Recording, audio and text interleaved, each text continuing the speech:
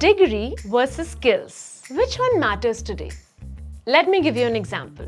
Let's say there are two people vying for a job in software or IT.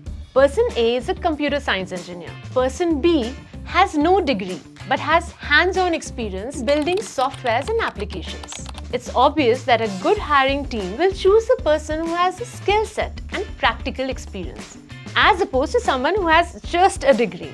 College can give you a degree, but ask yourself, does that make you skilled enough to work at a mega IT or tech giant? Let's face the truth. After all, it's a skill-based economy. And at Unikaksha, we are building India's largest community of full-stack developers.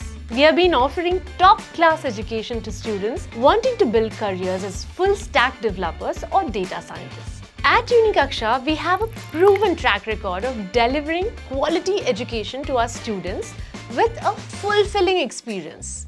Your chance to upskill is one click away. Click on the button to fill up a form and our consultants will get in touch with you.